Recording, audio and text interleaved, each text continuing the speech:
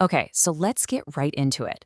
While the rest of the world is kind of debating and scratching their heads about how to handle artificial intelligence, Vietnam has gone and dropped a full-on game plan. And this isn't just another boring set of rules, you know?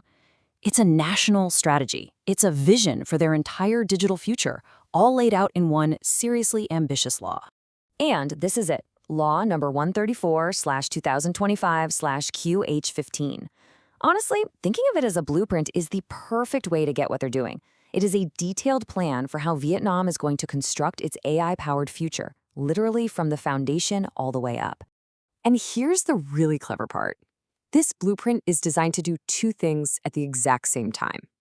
On one hand, it's about control, setting up clear guardrails and boundaries to manage all the risks that come with AI. But on the other hand, it's a massive engine for creation, designed to build up a sovereign, homegrown AI industry. It's that tension, that balance, that makes this whole thing so fascinating. So let's start where the law itself starts, the philosophical foundation. Before we even get into the nitty-gritty of rules and regulations, the blueprint lays out this one core guiding idea that every single thing that follows is built upon. This is the absolute heart of it, right there in Article 4. The entire law is built on this human-centric principle. And the idea is actually pretty simple, but it's also profound. It just says, AI is a tool that serves us. People have to be in the driver's seat always, and every single system has to be designed to keep us safe, protect our rights, and respect our privacy, period. And you can see how that one big idea breaks down into these fundamental rules. The law makes it explicit. People control AI, not the other way around. It demands fairness and transparency to stop bias in its tracks. It draws a very clear line. AI cannot be used to cause harm. And what's really interesting is it even includes things uniquely important to Vietnam, like respecting cultural values and pushing for green, sustainable AI. This is the ethical bedrock of the whole structure. Okay, so you've got this strong foundation, but how does the blueprint actually handle the rules in the real world? Well, let's get into the practical side. Instead of some clumsy one-size-fits-all approach, Vietnam is using a super flexible system. You can think of it like zoning regulations for a city. Different areas have different rules. I mean, this is the puzzle every government on the planet is trying to solve, right? An AI that recommends what movie you should watch is a totally different beast from an AI that's assisting in a surgery. So how on earth do you write one law for both? Well, Vietnam's answer is pretty elegant. They don't even try. Instead, as Article 9 lays out, they just classify every AI system into one of three tiers based on its potential risk. It's a smart approach that lets them make the rules fit the crime, so to speak. The punishment, or in this case, the regulation, is proportional to the potential impact.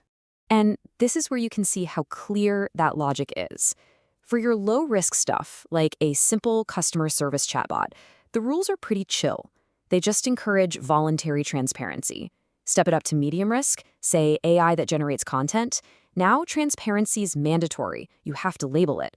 But for the high-risk applications, like AI in medicine or in schools, that's a whole different ballgame.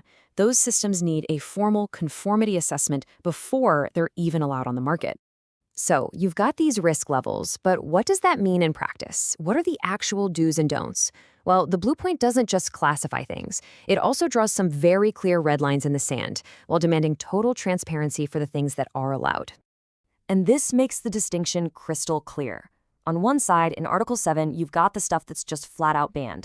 We're talking about using AI to systematically manipulate people, exploiting vulnerable groups like children, or creating dangerous deepfakes that threaten national security. These are totally off limits.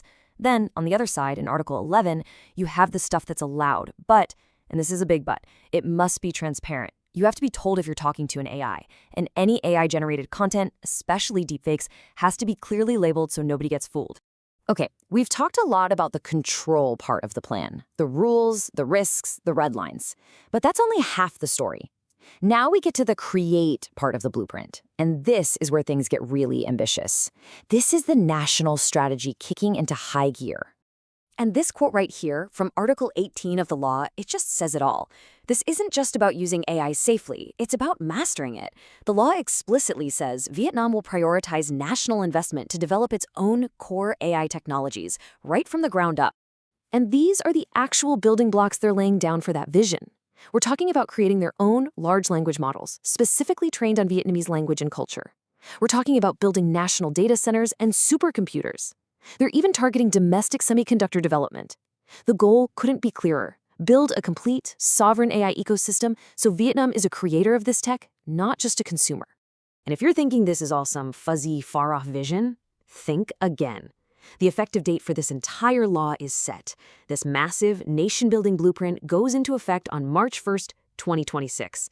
This is happening, and it's happening soon. So what does this all mean for the rest of us? Well, this plan has ripples that go way beyond Vietnam's borders. It kind of represents a distinct third way to govern AI, somewhere between the free market approach of the West and the heavy state-controlled model we see elsewhere. It matters because it's a potential roadmap. It shows how a country can balance strong, human-first regulation with a really aggressive strategy for technological independence and economic growth. It's a comprehensive approach that a lot of other countries are going to be watching very, very closely. And that really just leaves us with this final thought. By creating a blueprint that is both deeply protective of its people and fiercely ambitious for its future, is Vietnam just planning its own digital destiny? Or is it maybe, just maybe, writing the playbook for how other emerging economies can navigate the age of AI entirely on their own terms? It's a question the whole world is going to be watching to see answered.